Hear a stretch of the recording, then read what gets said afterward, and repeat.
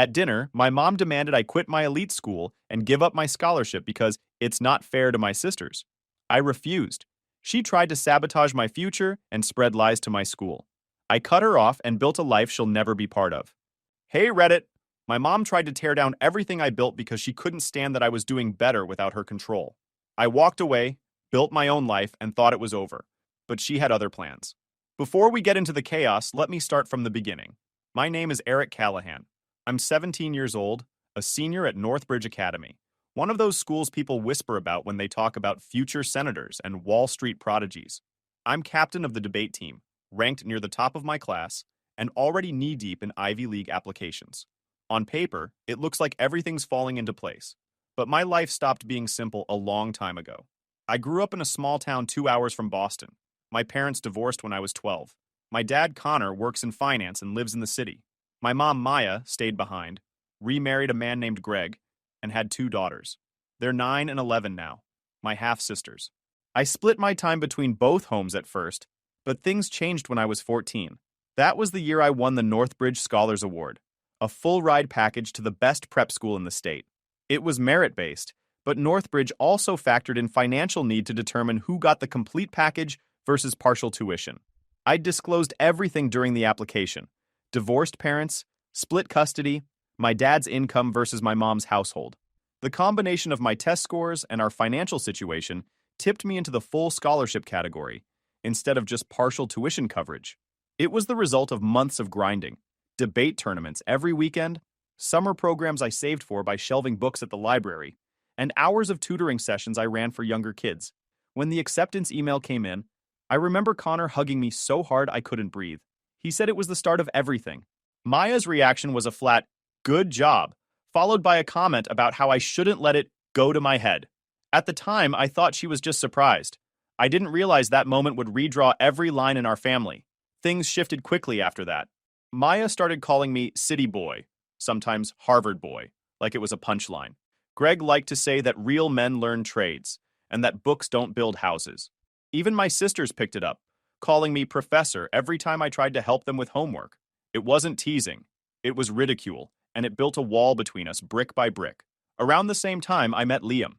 He was another scholarship student, son of a postal worker, sharp as hell, and just as out of place among Northbridge's billionaire kids as I was. We clicked fast. He became my closest friend, the kind who'd call me out when I was overthinking and keep me grounded when things got heavy. His family treated me like one of their own, and more than once, I spent holiday breaks at his house instead of going back to mine. The resentment at home didn't stay subtle for long. Maya forgot to pick me up from the bus station my first Thanksgiving break. I stood outside for 3 hours before Connor drove 2 hours to get me. When I visited, she handed me chore lists while my sisters played video games. "Everyone contributes here," she said. Greg didn't hide his disdain. "Debate team? Sounds like you're training to argue with people who do real work." When I brought home my first state championship plaque, Maya looked at it once and said, "Can that trophy pay rent?" I stopped showing her awards after that. By 17, visits were rare. I'd sleep at Liam's place during most breaks. Maya's comments got sharper, her tone colder. The warmth that used to exist was gone, replaced by simmering resentment. Liam noticed it before I did. "They don't hate you," he said once. "They hate what you've become." Still, I kept my head down. I poured everything into school: advanced debate circuits, early admission essays, and a mentorship program that had me shadowing a policy consultant on weekends. I told myself that if I just pushed forward, the noise would fade behind me. But deep down, I knew the truth. Spring break was supposed to be a few quiet days at home before debate nationals, but Maya had other plans. The moment I walked in the door, she told me to clear my schedule because there was going to be a family meeting after dinner. Greg was already in the living room when I came down, legs stretched out, beer in hand, and my sisters were on the couch, pretending to watch TV but clearly waiting for the show to start. Maya didn't waste time. "We need to talk about the imbalance in this house," she said, pacing in front of the coffee table like she was delivering a speech. "This family is being split down the middle, and you're the reason why." I blinked. "The reason why?" "Don't act clueless, Eric," she snapped. "You come back here acting like a guest in your own home. You bring your fancy gadgets, your expensive clothes, your private school attitude, and you make your sisters feel like they're less." Greg grunted in agreement. "You think you're better than everyone because you can string a few big words together? It's pathetic, honestly." I felt my chest tighten. but I kept my voice steady. I don't think I'm better than anyone. I'm just doing what I've worked for. That's all. Maya laughed. A short, bitter sound. Worked for? Please. Everything you have is because your father throws money at you. The car, the trips, the private school, none of that's you. That's Connor buying you a life you didn't earn. I stared at her. I earned my scholarship. You know I did. Scholarship or not, you're still living in a world you didn't build, she said, crossing her arms. And it's tearing this family apart. Greg leaned forward, his eyes locked on mine. The girls look up to you, and all they see is someone who thinks he's too good to pick up a mop or babysit his own sisters. Maybe if you stopped acting like a prince, they'd feel like you were actually their brother. This is ridiculous, I said, trying to keep my tone calm. I'm here every holiday. I help when I can. I just don't live here full-time anymore. Exactly, Maya shot back. You're always halfway out the door, and I'm done letting that continue. So here's what's going to happen. She walked over and placed a sheet of paper on the coffee table.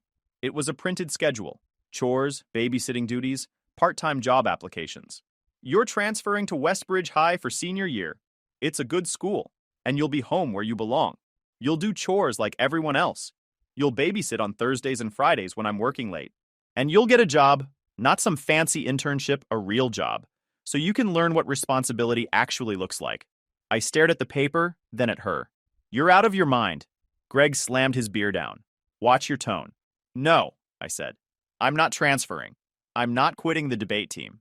I'm not giving up everything I've worked for so you can feel better about yourself. Maya's expression hardened.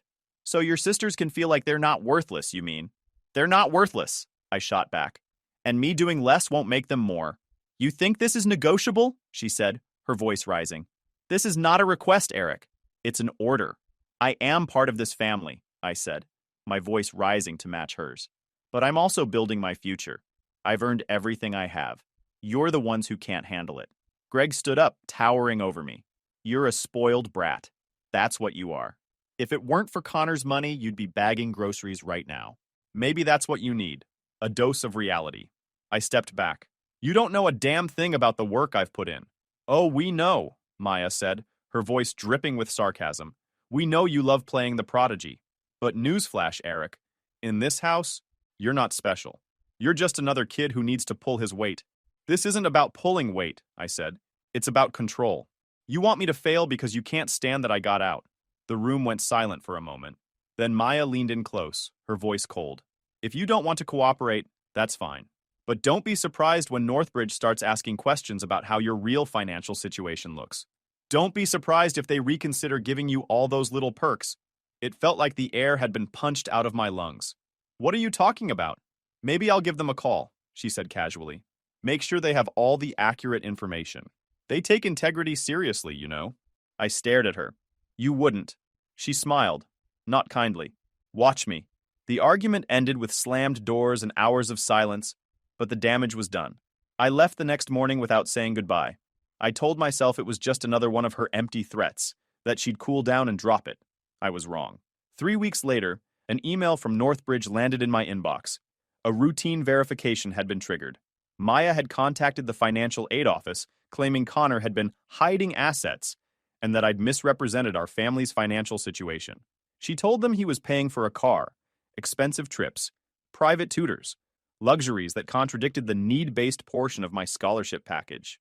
She even sent them screenshots of Venmo payments and photos she'd somehow dug up of me at nice restaurants. The school couldn't just ignore it. They had legal obligations. Scholarships come with integrity clauses, and any accusation of financial fraud triggers a mandatory review. Financial records were being examined. Guardianship documentation was being reassessed.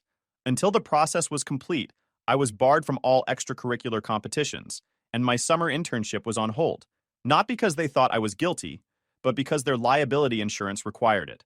Connor was livid when he found out. She did this, he said, pacing the kitchen. I don't care what she claims. This has her fingerprints all over it. I didn't argue. I didn't need to. Maya hadn't just made one phone call. She'd launched a campaign. She emailed the dean of students, the board of trustees, even the scholarship committee directly. She framed herself as a concerned mother who'd only recently discovered that her ex-husband was manipulating the system to cheat the school. The school couldn't prove it was bullshit immediately. They had procedures to follow. My debate coach didn't bench me because he believed I was a fraud. He benched me because district policy required it. If I competed while under investigation, and it later turned out the scholarship had issues, the entire team could lose funding. The internship pulled their offer for the same reason. They didn't think I'd done anything wrong. They just didn't want their name attached to a pending investigation. In their world, optics matter more than truth. There was only one person who would burn everything down just to prove she still had power.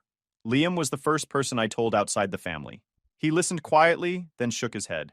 "This isn't about family, Eric," he said. "It's about control. And she's not done yet." The audit wasn't even 2 weeks old when the first rumor hit. A classmate sent me a screenshot of a Facebook post from someone in my hometown. "He's finally coming home." Guess the fancy school wasn't so perfect after all. By lunchtime, the story had been reposted a dozen times. People were tagging each other, speculating about why I was leaving Northbridge, wondering if I'd been expelled or if my scholarship had been revoked. The source was obvious. Maya had been busy. I ignored it at first, hoping it would die out. But it didn't. The damage followed me into school. Teachers asked if I was transferring. My debate coach called me into his office to talk through my options. Even classmates I considered friends started treating me like a joke. "So when's your big homecoming parade?" one of them asked in the cafeteria. Another leaned over during class and whispered, "Must be tough falling off the pedestal." The audit dragged on in the background, delaying everything that mattered. My recommendation letters for early admission were put on hold. My summer internship rescinded the offer until the financial discrepancies were resolved. The scholarship board stopped replying to my emails altogether. Connor was furious.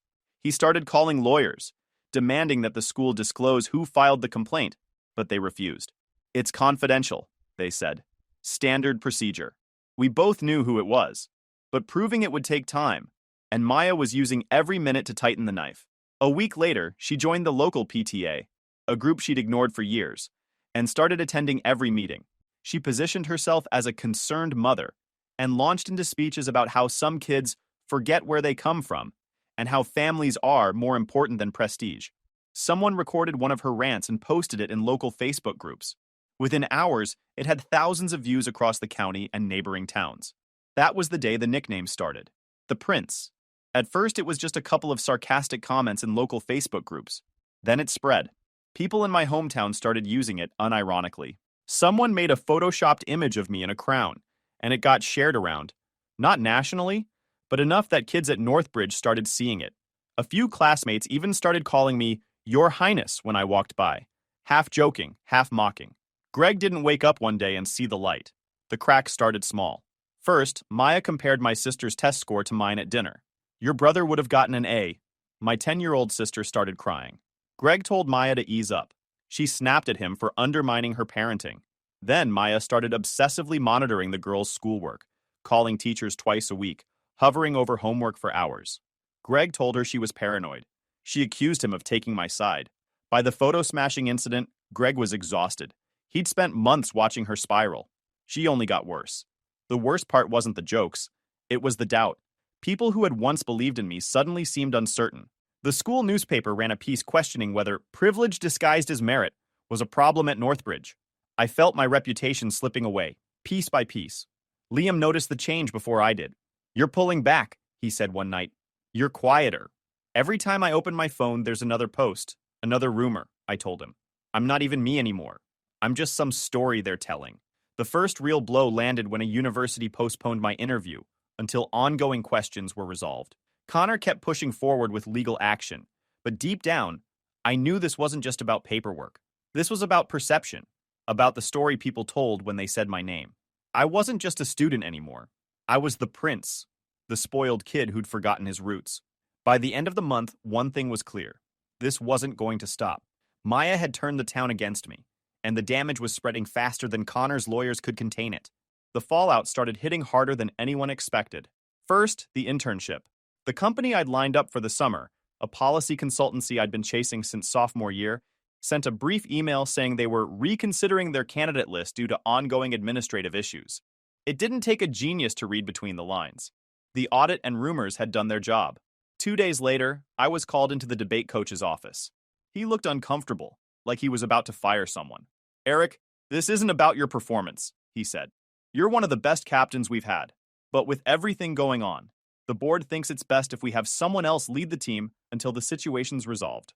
I nodded, said I understood, and walked out before he could finish his apology. I'd spent 3 years building that team, mentoring younger students, helping them win tournaments. And now I was benched, not because of anything I'd done wrong, but because of a story my own mother had set in motion. Back home, things were even uglier. Maya wasn't satisfied with ruining my reputation. She was determined to rewrite my sister's view of me too. During one visit, they refused to talk to me, calling me the spoiled one and Mr. Rich School. When I tried to explain, they just repeated phrases I knew weren't theirs. You don't care about family. You think you're better than us. Maya stood behind them, arms crossed, a satisfied look on her face. Don't look at me, she said when I confronted her. I'm just telling them the truth. Maybe if you'd spent more time here instead of chasing status, they'd still see you as their brother. Connor kept records of everything and contacted his lawyer. Within a month, Maya escalated. She filed a complaint with Child Protective Services. She claimed Connor had alienated me from my family, that he was psychologically manipulating me, and that I was being encouraged to abandon my siblings. She painted a picture of a rich, absent father buying his son's loyalty while destroying family bonds. CPS doesn't just ignore complaints like that. Even when they're bullshit, they're legally required to investigate. A caseworker called me. They wanted interviews. They wanted to talk to my sisters. They wanted documentation of where I'd been living, who I'd been staying with, whether Connor was a fit guardian. The investigation lasted 6 weeks. 2 interviews, a home visit, questions that made me feel like I was defending my own father from accusations of abuse when the only abuse happening was coming from the person who filed the report. The case was closed with no findings. The caseworker saw through it immediately, told Connor off the record that it was clearly retaliatory, but the damage was done. The complaint was public record. Maya made sure everyone in town knew about it. Connor Callahan under CPS investigation. That was the headline she wanted, and she got it. The fact that it was dismissed didn't matter. The stain stuck. A few weeks later, the audit finally cleared.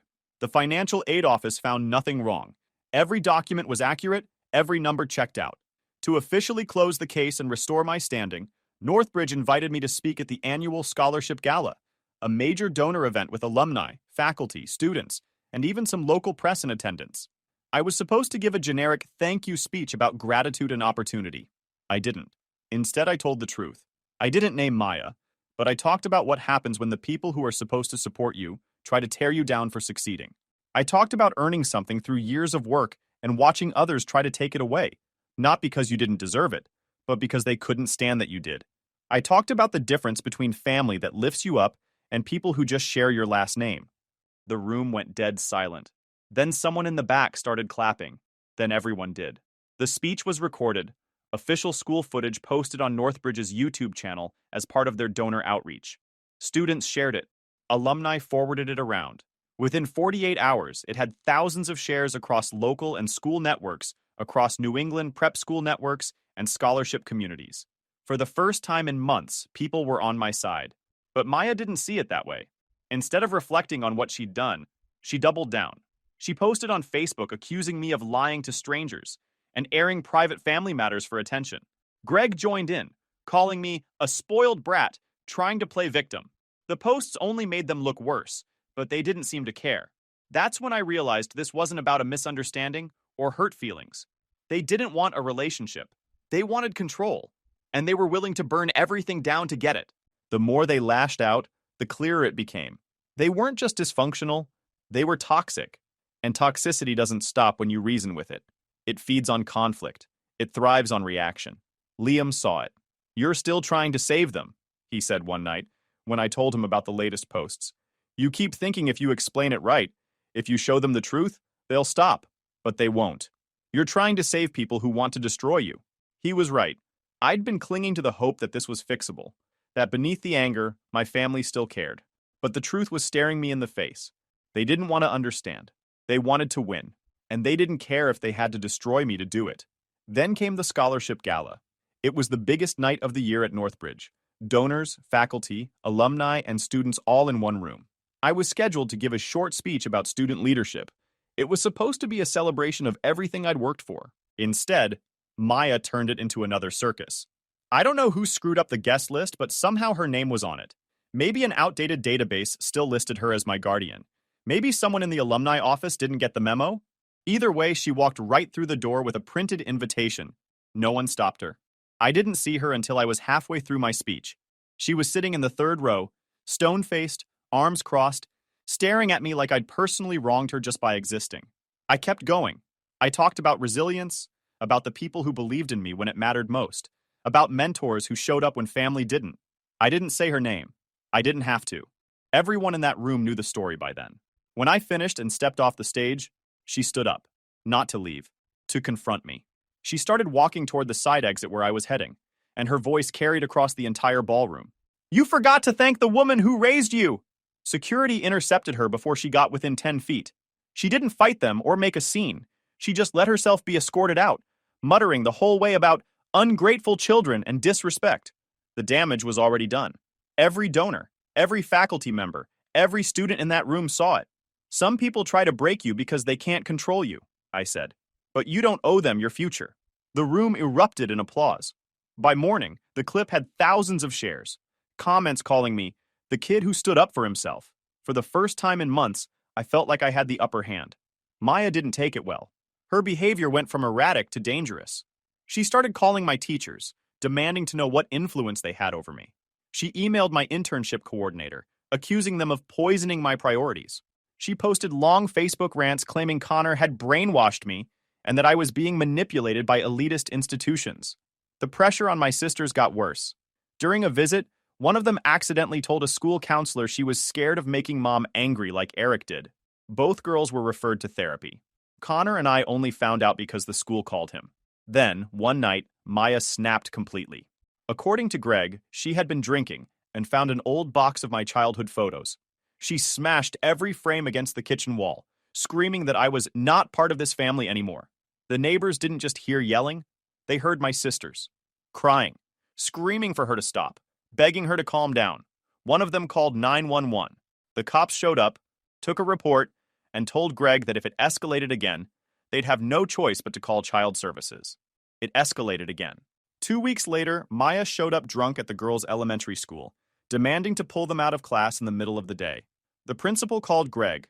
Greg called the police. That was the second incident report in 2 weeks. Greg didn't file for divorce because of one bad night. He filed because the pattern was escalating. The girls were having panic attacks. Their therapist had told him point blank, "This environment isn't safe anymore." The custody arrangement wasn't immediate or clean. At first, Maya was granted standard visitation, every other weekend, alternating holidays. But she violated it almost immediately. She'd show up at the house at random times, call the girls 30 times a day, send long, unhinged text messages accusing them of turning against her like Eric did. Even her own lawyer told her to stop. She didn't. After 6 months of documentation, missed therapy appointments she was supposed to attend with the girls, violated court orders, 2 more police calls, the judge moved her to supervise visitation. Not because of what she'd done to me, because of what she was doing to them. I found out about the divorce from Connor a few months later. He sat me down at the kitchen table and slid his phone across to show me the court order. "It's official," he said. "Greg has primary custody. Maya gets supervised visits twice a month if she shows up sober." I stared at the screen for a long time. I thought I'd feel vindicated or relieved. Instead, I felt nothing. "It was always going to end this way," I said finally. And deep down, I knew it was true. "Your mother and I got divorced for one reason," Connor said. "Now you see it with your own eyes." Maya had spent years trying to control everything. My future, my image, my choices. And when she couldn't, she burned it all down. She lost her marriage. She lost her daughters. And in the process, she lost me. By the time the papers were signed, she was a ghost in my life. A cautionary tale instead of a parent. The family she'd claimed to protect was gone, scattered in different directions. And for the first time in years, I didn't feel trapped in her orbit anymore. I felt free. I turned 18 2 weeks after the gala. It should have felt like any other birthday, but it didn't. It felt like a switch flipping, one that finally put control back in my hands.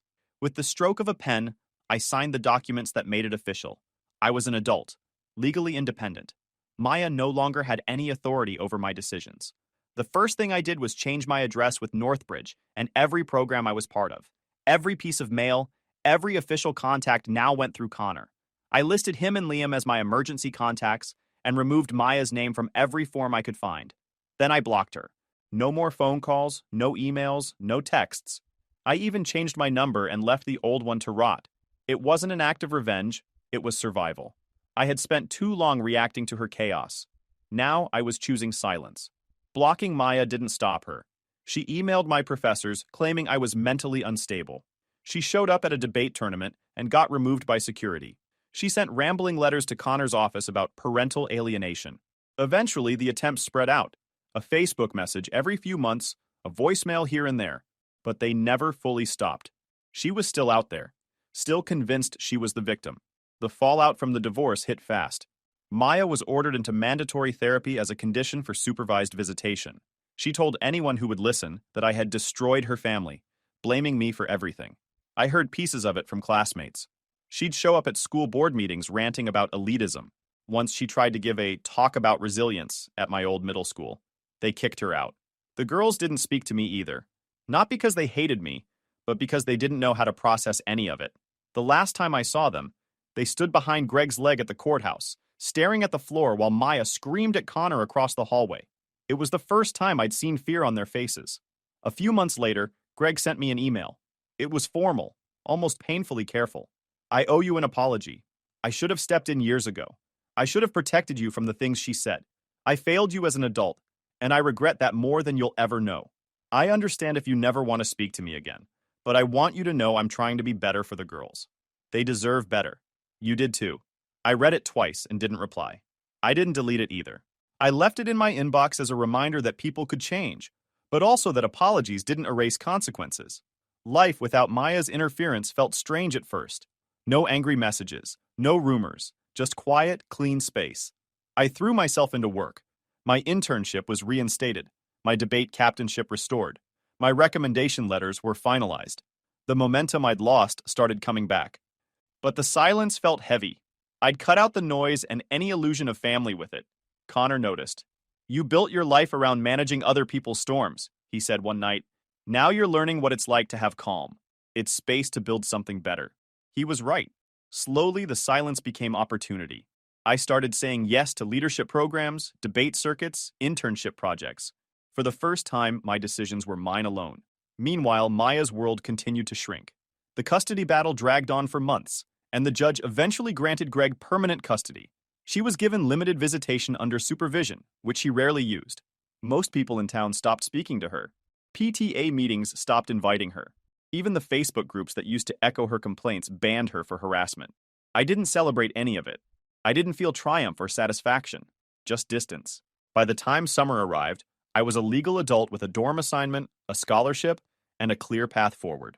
Maya was just a name on paperwork I no longer needed to sign.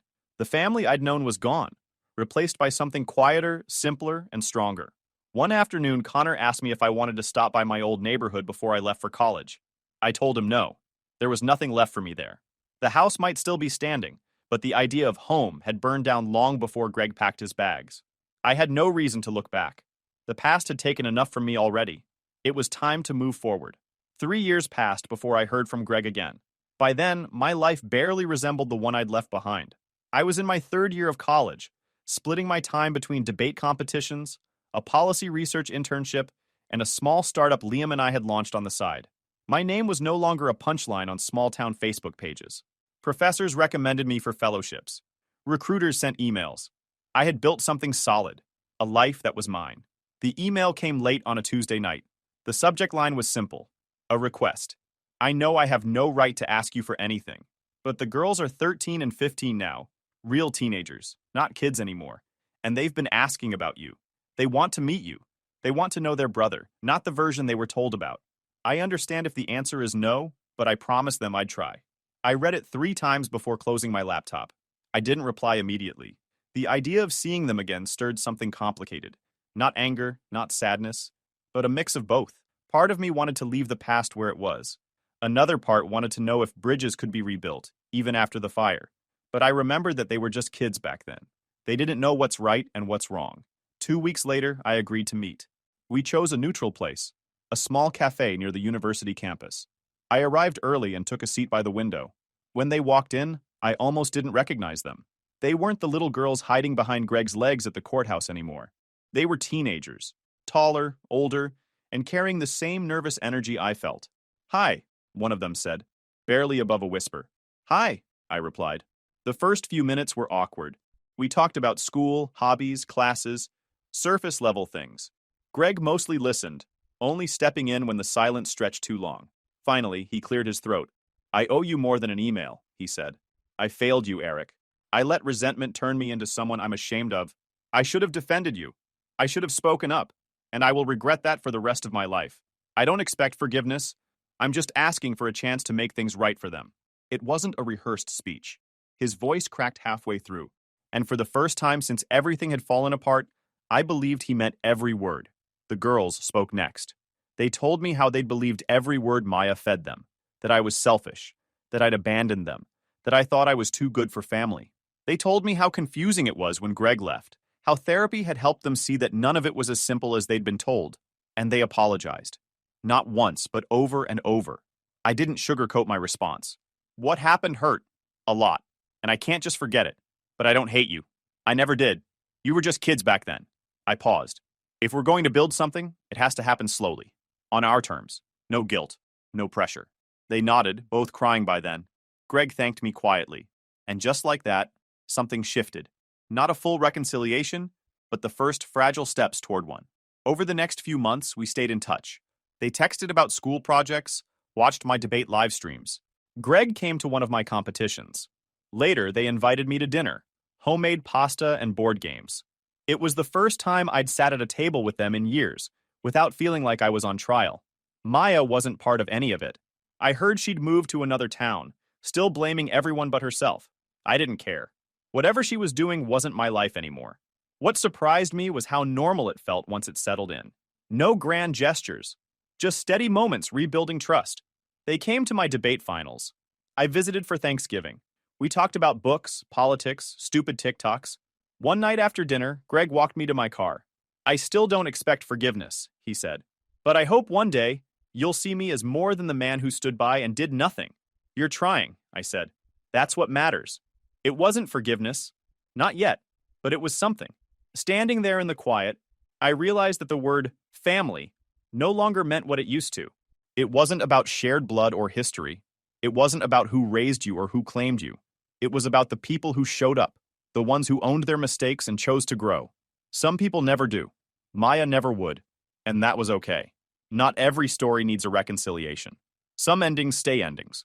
But this was something new. A second chance. A beginning built on truth instead of guilt. As I drove away that night, I thought about everything that had happened. The sabotage, the humiliation, the silence, the rebuilding. It wasn't the family I'd imagined, but it was real. It was enough. Connor's life changed too. He left his old firm, started his own consulting company, and began seeing someone who treats him the way he deserves. We still talk every week, and he comes to every major event with that same calm pride.